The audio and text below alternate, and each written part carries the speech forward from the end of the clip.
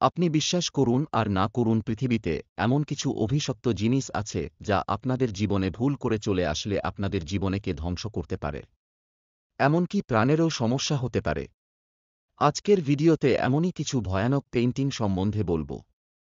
চলুন ভিডিওটি শুরু করা যাক। দ্য ক্রাইম বয় পেইন্টিং এটি বানিয়েছিল ইউরোপের বিখ্যাত আর্টিস্ট জিওভি ইনগন। এই ছবিটি খুবই সুন্দর ছিল, তাই এই ছবিটি লোকে পছন্দ করত। এরকম শুধু একটি পেইন্টিং ছিল না, এরকম অনেকগুলি পেইন্টিং ছিল। 1950-এর দশকে লোকে এই পেইন্টিংগুলি ঘরের দেওয়াল সাজিয়ে রাখত, কিন্তু লোকে জানত না এই পেইন্টিংগুলি অভিশপ্ত। যারা এই ছবিগুলি নিজেদের দেওয়ালে টানিয়ে রাখত তাদের বাড়িতে কোনো না কোনোভাবে আগুন লেগে যেত। এই রহস্য উন্মোচন করেন একজন ফায়ার ব্রিগেড। উনি তার ইন্টারভিউয়ে জানিয়েছেন, তারা যে সমস্ত বাড়িতে আগুন নেভাতে যেত তার প্রায় সমস্ত বাড়িতেই দ্য ক্রাইম বয় পেইন্টিং পাওয়া গেছে।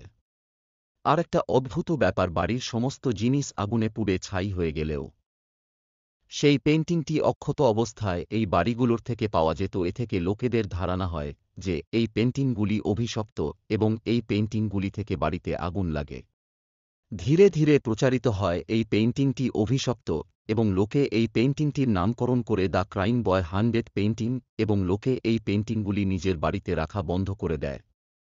এবং অদ্ভুতভাবে দেখা যায় এই ধরনের দুর্ঘটনাগুলি আস্তে আস্তে কমে আসছে। আপনাদের মনে হতে পারে এটা একটা কোইন্সিডেন্স যে যে সমস্ত বাড়িতে আগুন ধরেছে সে সমস্ত বাড়িতে এই পেইন্টিংটি পাওয়া গেছে, কিন্তু এর পরবর্তীতে আমি যে ঘটনা আপনাদের শোনাবো তা শুনে আপনাদের সত্যি সত্যি বিশ্বাস হবে যে পৃথিবীতে অভিশপ্ত পেইন্টিং রয়েছে। 1972-এ বিল স্টোন হেন দ্য হ্যান্ড রেসিস্ট হিম নামক একটি পেইন্টিং বানিয়েছিল। এই পেইন্টিংয়ে দেখা যাচ্ছে যে একটি ছোট ছেলে কাঁচের জানলা সামনে দাঁড়িয়ে রয়েছে, তার পাশে একটি পুতুল। পুতুলটি খুবই অদ্ভুত এবং ভয়ানক, এবং কাচের যে জ্বালা রয়েছে তার পেছনের অন্ধকার থেকে কতগুলি হাত পৃথিবীতে আসার চেষ্টা করছে। এই পেইন্টিংয়ে যে দেয়াল রয়েছে তা আমাদের জগৎ এবং শয়তানের জগৎ, অর্থাৎ অন্ধকারের জগতের মাঝে একটি দেওয়ালের এর কাজ করছে। একজন ব্যক্তি 2000 সালে এই পেইন্টিং ইবেতে $1000 বিনিময়ে সেল করে দেয়। এরপর থেকে ভুতুড়ে ঘটনা সূত্রপাত হয়। একজন স্বামী স্ত্রী এই পেইন্টিংটি কেনে, বাড়িতে পেইন্টিং নিয়ে যাওয়ার পর থেকে তাদের বাড়িতে নানা ধরনের ভৌতিক ঘটনা শুরু হয়। তাদের মনে হতো কারা যেন রাত্রে বেলায় বাড়িতে হাঁটাহাঁটি করছে।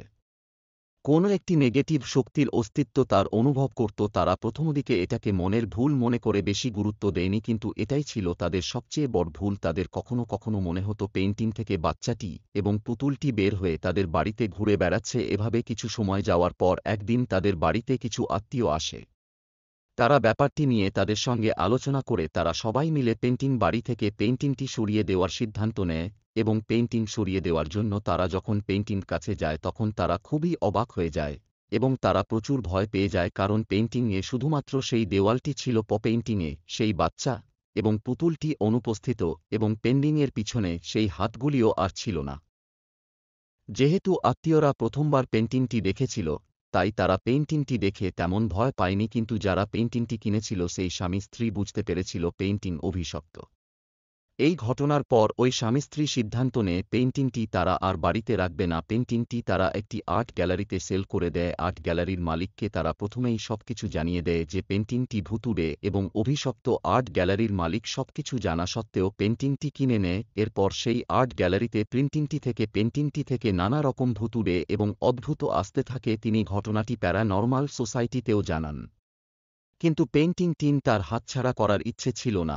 তাই তিনি ভাবলেন যে পেইন্টিংটি অভিশপ্ত, কিন্তু পেইন্টিংটির কপি তো অভিশপ্ত হবে না। তাই তিনি প্রিন্টারের মাধ্যমে পেইন্টিংটির অনেকগুলি কপি বের করার চেষ্টা করেন, কিন্তু প্রিন্ট করার সময় প্রতিবার প্রিন্ট আটকে যায়। প্রিন্টারের মধ্যে কোন জাম ছিল না, তা সত্ত্বেও বারবার একই ঘটনা ঘটে। কিন্তু অদ্ভুত ব্যাপার, অন্য কোন ছবি যখন তিনি প্রিন্ট আউটের জন্য দেন সেই ছবি খুব সুন্দরভাবে প্রিন্ট আউট হয়ে যায়। এরপর তিনি পেইন্টিংটি দ্য স্মিথ আর্ট গ্যালারিতে দিয়ে দেয়।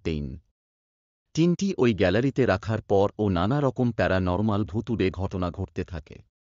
প্যারানর্মাল এক্সপার্টের পরামর্শ অনুযায়ী পেইন্টিংটি সিল করে রাখার পর ওই আর্ট গ্যালারিতে আরও এই ধরনের সমস্যা হয়নি। বিলস্টন নামক পেইন্টার যিনি এই পেইন্টিংটি বানিয়েছিলেন তারও নানা রকম রহস্যময় ঘটনার মধ্য দিয়ে মৃত্যু হয়। অনেকের মতে এই পেইন্টিংটি বানানোর জন্যই তার মৃত্যু হয়েছিল।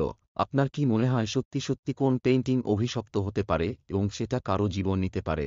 না, এটি শুধুমাত্র একটি কোইন্সিডেন্স না, এটি লোকের অন্ধবিশ্বাস। আপনার কি মনে হয়? আপনার অভিমত আমাকে কমেন্ট করে জানাবেন। এরপর আরেকটি পেইন্টিং সম্বন্ধে বলছি। একজন আর্টিস্ট তার ছবি নানা রকম কালার আর্ট ম্যাটেরিয়াল ব্যবহার করে আঁকে, কিন্তু কি হতে পারে আরে যখন কোন আর্টিস্ট কোন পেইন্টিং কালার আর সত্যিকারের রক্তের মিশ্রণে আঁকে। 2010 সালে ইংল্যান্ডে বসবাসকারী সিন রবিনসনের ঠাকুরমার মৃত্যুর পর সিন ঠাকুমার যাবতীয় জিনিসের মধ্যে একটি পেইন্টিং খুঁজে পান। পেইন্টিংটির নাম ছিল দ্য অ্যাঙ্গুয়েজ ম্যান, অর্থাৎ দুঃখী মানুষ। এই ছবির মধ্যে একটা মানুষের অবয়ব দেখা যাচ্ছে, অবয়বটি চেঁচাচ্ছে সিনে ঠাকুরমা।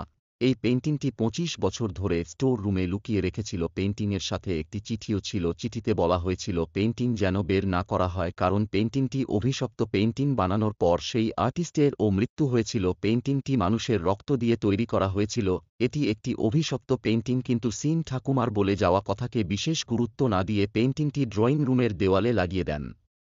এরপরে বাড়ির পরিবেশ হঠাৎই পাল্টে যায়। বাড়িতে বিষাদ ও অমঙ্গলের ছায়া নেমে আসে। বাড়ির পরিবেশ ভয়ার্ত ও ভৌতিক হয়ে যায়। অনেকবার সিনের বাড়ির লোক বাড়িতে একটি কালো ছায়া এদিক থেকে ওদিক চলে যেতে দেখে। একদিন এমন এক ভয়ানক ঘটনা ঘটে যা দেখে সিনের হুঁশ হারিয়ে যায়। পেইন্টিংটি থেকে এক রাতে কান্নার আওয়াজ ভেসে আসে, সঙ্গে কোনো একজন মানুষের ব্যথায় কষ্ট পাওয়া মানুষের চিল্লানোর আওয়াজ শোনা যায়।